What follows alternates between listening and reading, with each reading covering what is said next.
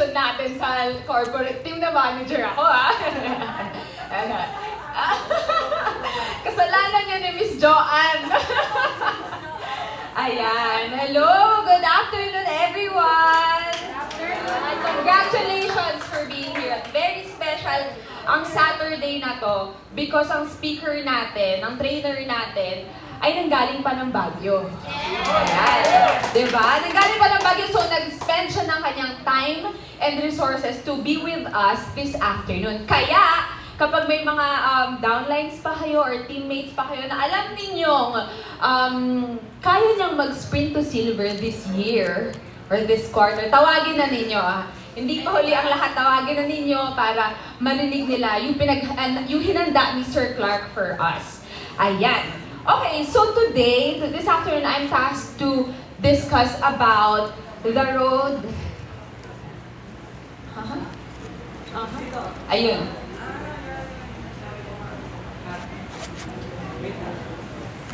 Okay. Sige, the road to Grand Slam. Okay, let me try.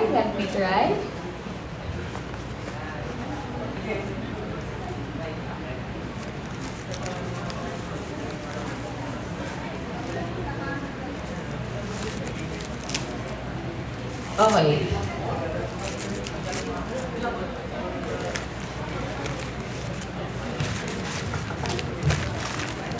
Sige.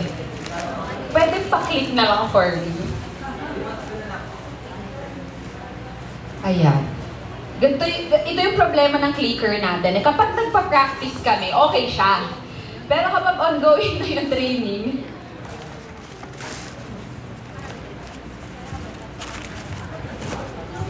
okay. So again, I'm tasked to quickly discuss yung road to Grand Slam natin. Sino dito ang familiar sa road to Grand Slam? Ayan. Sino dito yung alam yung road to Grand Slam pero parang medyo di pa ako confident sa path ko, sa route ko to reaching the road to Grand Slam? Ayan, diba? Ang saya sa feeling na alam natin na tayo yon. Okay, so today, didiscuss ko quickly kung paano ba natin ma-reach yung road to Grand Slam and paano tayo maa-awardan on stage. Hindi lang dito sa Philippines, pero pati na rin sa region. Okay, there are 4 steps na kailangan natin i-identify. First is to identify your current location. Sabi ni Sir kanina, ako medyo nalilito pa ako.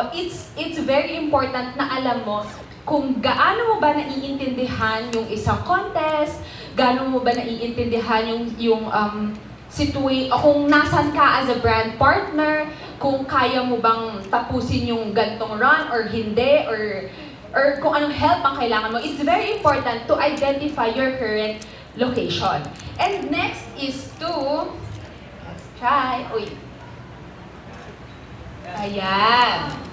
Okay, next is to set your destination. Ngayon, kung alam mo kung nasan ka na, now you set your destination. Anong gusto kong gawin? Tatalon ba ako, I am a believer, tatalon ba agad ako sa rank advancement ng gold? Kaya ko ba yun? Or teka, magpa-pace setter muna ako. Mag-creator muna ako. So you have to know kung saan ka, ano yung next step mo, kung saan yung destination mo. And next is to choose your route. Ang route ba na gagawin ko is I will attend the trainings or magpapahelp ako sa aking mentors or dito lang ako sa bahay. I can do this on my own. Diba? Meron tayong different na routes na pwedeng piliin and you have to choose that. Again, you have to choose that kasi ikaw ang gagawa nun. And last is to start your navigation. Go! Yan, wala nang atras-atras. Go! Kapag na-identify mo na lahat, alam mo na kung anong gusto mong gawin, alam mo na kung anong stage ang gusto mong tapakan, go! Yan. Okay. So, this is the road to Grand Slam sa mga hindi pa nakakakita. Before, andun siya sa wall na yon pero pinalitan na. Because we are going to recognize, sa segue ko lang, we are going to recognize the pace setter finishers sa wall na yon. So if you have a downline, a teammate na alam mong nag-qualify, naging pace setter na, nag-finalize ng pace setter within the cut-off ng racer flag, ididikit natin yung mga mukha nila dyan. Kaya naman, ididikit yung mga mukha. Pwede picture lang, Miss Loren. Ayan yung mga picture nila dyan. So, feel free na isend sa akin yung pictures ninyo. Ayan. Okay. Ayan. Okay, yung first, sa pinakita ko kanina, ang first step is the pace setter. Ito yung first step. Yan yung pinakauna talagang ginagawa ng mga bagong brand partner. Bakit? Because when you become a pace setter, ang purpose nito is to position yourself as a serious and committed business builder. Pag nagawa mo na to, parang nagkakaroon ka na ng confidence sa business. And you fully strengthen your why. Yan, fully activate mo kung bakit ko nga ba ginagawa itong business na to. And when you become a pace setter, nagkakaroon na tayo ng ability to recruit the first group of business partners na magjo-join sa atin, na magko-collaborate sa atin. Bakit? I will discuss later kung bakit. Kasi nga, ang criteria is to sponsor 4 brand partners and generate 1/6 SP within the first 13 weeks. I-discuss ko yon later on. Okay. So, after you become a pace setter, dito pala. Ayan, you become a pace setter creator. Anong ginagawa ng pace setter creator? Of course, alam ko, kabisado nyo ng lahat to. Ginagawa ng pace setter creator ay nagke-create, gumagawa ng at least 1 new pace setter per quarter. Ayan. So, pag nagawa mo to, ayan, nasusundan mo na yung Ganslav. Per quarter, sino dito yung first quarter naging creator na? Okay? Okay, good job. Ngayong quarter na to, second quarter, sila ng pace setter. Ayan, so meron na. So let's just maintain, keep lang natin na maging creator per quarter. Yan, we have the ability to create SP to CP. Ayan, nabibuild na natin yung initial framework ng sales structure natin. And we start the exponential growth of our business. Ayan. Next is the steadfast builder. Dito, we start to become consistent sa ginagawa natin. Why, Ms. Lorraine? Because the criteria ng pagiging steadfast builder is to is to generate a minimum of 100 CP each week. Ayan. Each week for 6 consecutive weeks. Para sa akin, tinitignan ko to na parang ini-introduce niya tayo sa kung paano mag-run ng rank advancement. Kasi consistency. Pero para sa steadfast builder, 100 CP for 6 consecutive weeks. Ayan. So we start to master volume and we build habits. Diba? Kapag consistent tayo sa isang bagay, we have to build habits and maintain the momentum. Okay. Next is the... Ayan, ang nalalapit na trip sa Boracay. The USANA Rising Star Quarterly Incentive Experience. Sino ang mga lilipad sa Boracay this next week?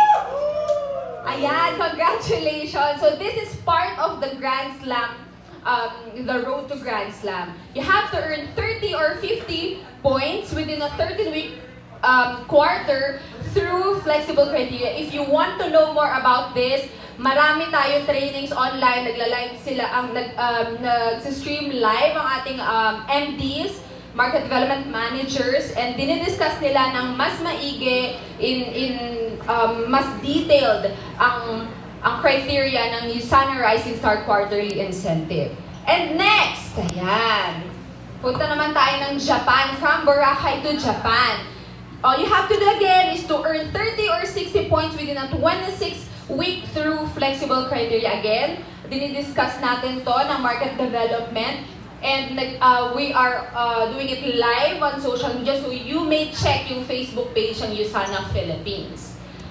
Next is, yan, maraming nakaka-achieve nito ngayon, is to be a gold director. Yan. To be a gold director, you have to generate a minimum of 1,000 CP per week for 4 consecutive weeks. Kung kanina sa Steadfast Builder, 100 lang. Dito sa, hindi yun lang, 100. Dito sa gold director, 1,000 CP ang kailangan mong mag-generate for 4 consecutive weeks. Ayan. Okay. So, ano ba yung first checkpoint Miss Lorraine, para ma-reach ko, masasabi kong naka-take na ako ng first step sa Grand Slam. It is to be a pace setter creator.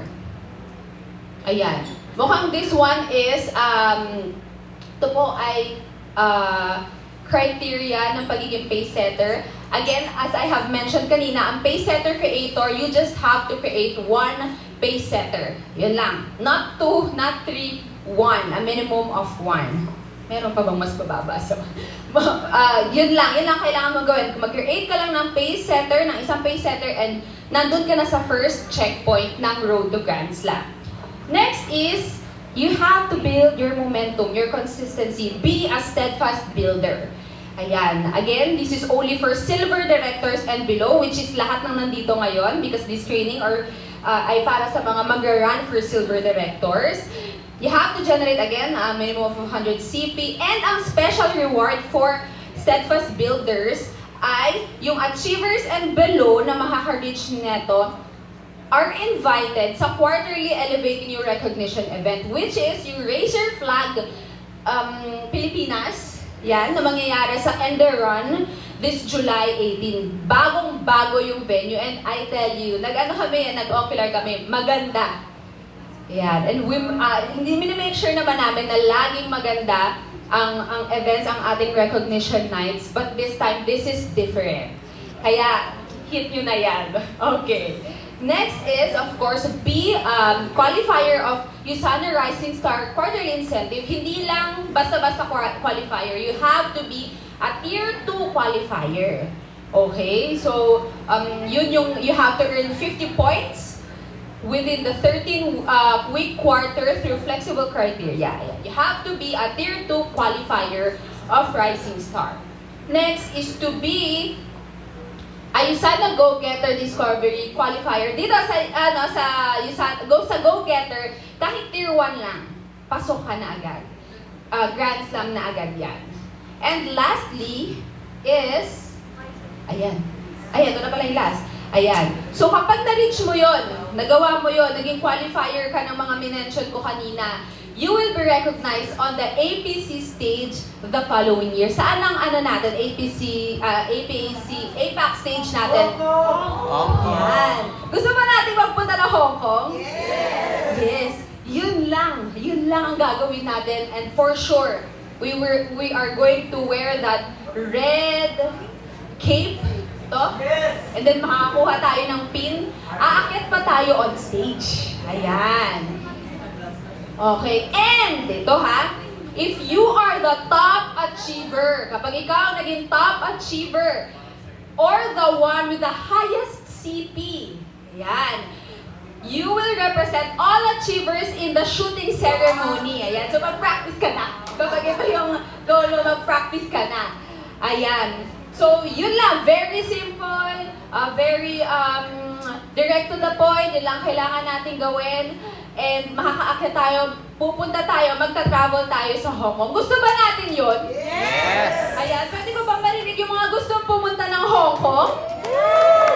Ayan, so lahat sila gustong pumunta ng Hong Kong. Yun lang, please always remember, yung mga na-mention ko, yun yung basic things na kailangan natin gawin to be a Grand Slam. Thank you so much, everyone.